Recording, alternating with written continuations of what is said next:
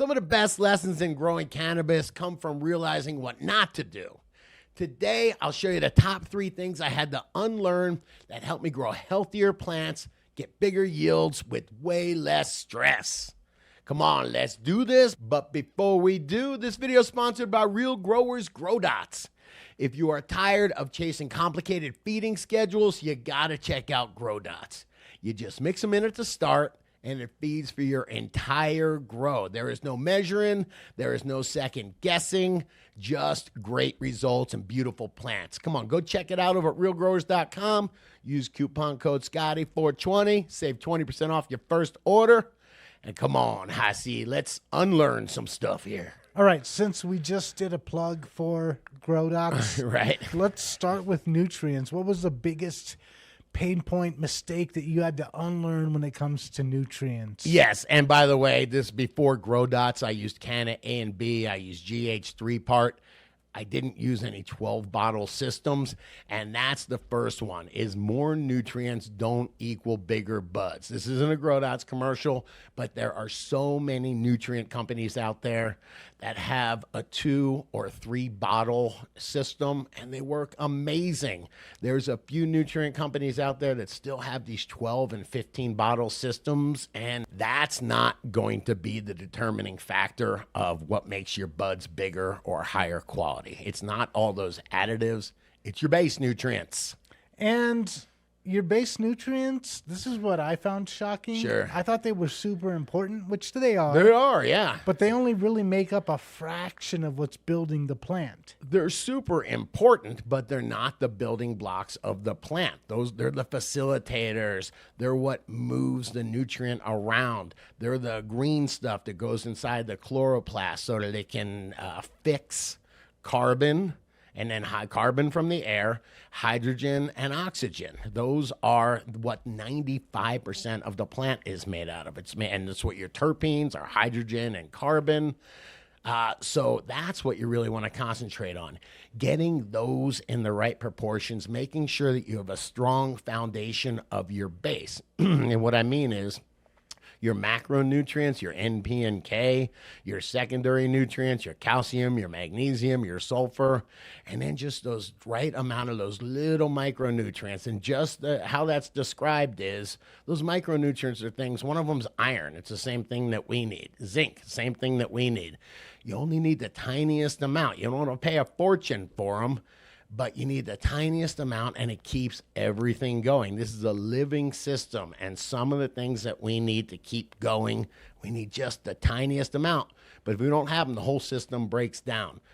Those all come in your base nutrient, though. If you have a good base nutrient pack, you should be getting micros, secondaries, and macronutrients without having to buy a separate bottle. If they're trying to sell you a separate bottle of micronutrients only, you should scratch your head. And I will say really quick, General Hydroponics has a bottle called Micro.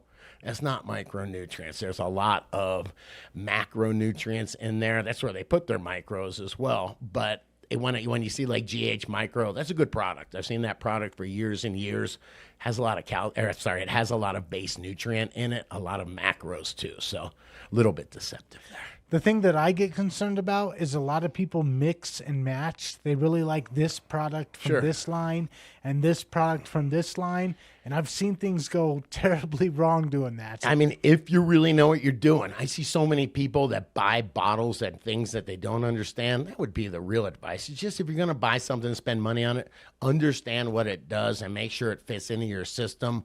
If you've watched this show before, we talk about nutrient antagonism and lockout, where there's only a certain amount of space on the soil particle for the nutrient to bond to. If you we talked about bloom boosters last time, if you add a whole bunch of P and K, the K knocks the calcium and magnesium out. They call it nutrient antagonism. When you start just pouring more on, you can expect to have some problems, I think. Yeah, without that understanding, though, you just think more food equals bigger plants, but that's not always the case. It's definitely not the case. A lot of times more bottles equals more complexity, which equals more problems. Okay, so let's move on to the second big mistake that you had to unlearn about growing. Yes. less is more, brother, all right? More plants don't mean a bigger harvest. It's a rookie mistake. I see it all the time. You get really excited. You pop the 10 pack of seeds in your 4x4 tent, and you've got all these plants jammed really close together. And you're hoping, hey, I know I'm going to get this much, or I hope I get this much off a plant. I should, from what I read on the internet. If you jam them super close together, you're causing problems, and first off, you're directing the plant. The plant's alive. It senses when it's touching other leaves, and it goes, don't grow outward, just grow upward. So you end up, if you got a bunch of plants jammed really close together, they're just going to grow one giant cola up. And then the colas that normally would be as side branches where you get a whole bunch of yield, in veg, they're going to be running into each other. The leaves are going to be laying on each other. And that's when you can have microclimates. Think about the leaves are off-gassing, right? They're filled with water, basically. When you have two leaves laying on each other, you create that microclimate. They can't off-gas. They can't get air in there. And then what can live is anaerobic microbes, right? Your powdery mildew and your bud molds all get a foothold there. It's the perfect place for it to start. So don't have leaves really of course you can have leaves touching other leaves, it happens, but don't have them so close to where they're just laying on each other, creating these microclimates. It's sending a signal to the plant. Hey, grow straight up into the lights, first of all, no multiple tops. And then, boy, I've got issues here, environmental issues, so I can't breathe that good. So I'm not even going to grow that central terminal bud that strongly because I can't breathe through the rest of the plant. I've also noticed when you do have that one main cola, yeah, you might get a lot of bud, but since it's all in one spot and the trichomes and everything only develop on the outside of it, you end up getting less potent cannabis that way. Yeah, I mean, when we're saying we're growing for weight, I got these giant buds in there, and they're really impressive and great to show your friends. But the truth is, there's not trichomes in the center of that bud.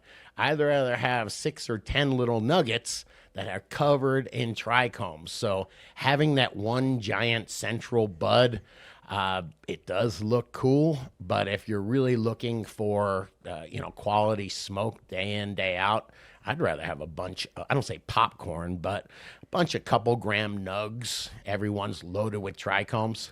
All right, so more plants doesn't always mean bigger harvest, but there is an exception to that rule. Yes, and that is, it can be done. The Dutch table method, they are jamming plants super close together. It's like 4 per square foot.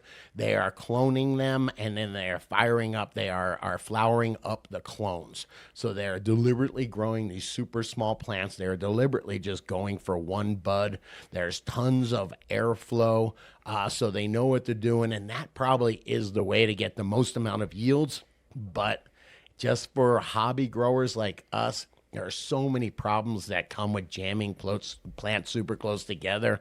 For a hobbyist grower, I would warn you against it.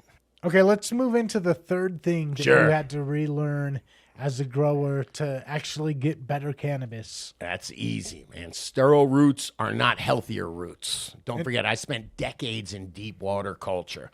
I spent time where before there was the internet, I was sitting there pouring hydrogen peroxide on my roots to sterilize them because I didn't want root rot. I didn't want pathogens to get in. And what I realized is I was opening the door for pathogens. What a root is supposed to have. Don't forget, these are living. Just like us. Do we sterilize our skin? If you do, if you rub alcohol all over it, what happens? You leave room for negative bacteria to come on in. But like I said, I learned on deep water culture. There, the sense of it is, or the logic of it is that you don't have any rhizosphere. You don't have any place for those microbes to colonize, so that you don't have it's not a natural thing. So what do? You keep the roots super clean. You try to keep the whole system sterile. And if you're able to do that, you can have absolutely great results. But it is hard, and nature fills a vacuum, right? So if you wipe out the entire population of beneficial bacteria, or even they call them commensal. And it means they don't do anything except take up space. When a pathogen shows up, it can't get a foothold. There's all these bacteria, whether they're beneficial, solubilizing nutrient or delivering nutrient, or just taking up space. This one bacteria or a few cells get in there and they go, I can't start a colony. There's no room to get to the root here. So having a root system that is loaded with either beneficial or commensal microbes, that is huge, and that keeps your plant healthy, and it keeps it safe from pathogens. Okay, so where I'm confused here is I know that when I go and I buy like Pro Mix or sometimes peat moss, I think, when I buy my media from like Home Depot, a lot of times they promote and advertise that it's baked and it's sterilized and they've killed all the microbes that might be in that. Shit, I don't know if they advertise it, but that's what they do. They're digging this peat out of the ground. My nursery in Florida is right next to a peat bog. They're just literally taking this stuff out of the ground, so by no means is it sterile. Then they're putting it in a dump truck and bringing it to a factory and mixed with all the other soil and products that they have. So what they do at the end is they bake it.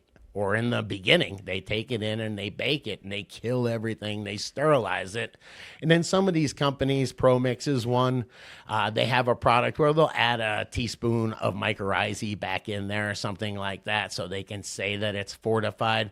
But no, when you get these, especially peat mixes, probably most of the cocoa too, it is sterilized. So therefore, you have to inoculate, add your own microbes, and build those colonies right in the root system or in that rhizosphere where it can be effective. And the best way to do that, of course, it started with compost tea. That's why people would use compost tea. That's why I talk about that compost tea isn't just for organics. It works in synthetics as well. It doesn't do the same thing, but what it does in synthetics is colonize that root zone and set up the no vacancy sign for pathogens. And of course, if you don't want to brew your own compost tea, there's Real Growers Recharge. It has all the good stuff, all the microbes, humics, as compost tea does, but without all the mess. It's an instant product. So just some people like to brew. Some people like it ready-made. Come on, those are 3 lessons that I had to unlearn to become a better grower. But what about you? Give me one lesson that you had to unlearn that made you a better grower. Leave it in the comments. And come on, if you like this video, hit the like button. Hit that subscribe button. Come on, share this video with another grower you know. And High C, they better check out the other couple of videos YouTube's recommended because we think you'll dig them.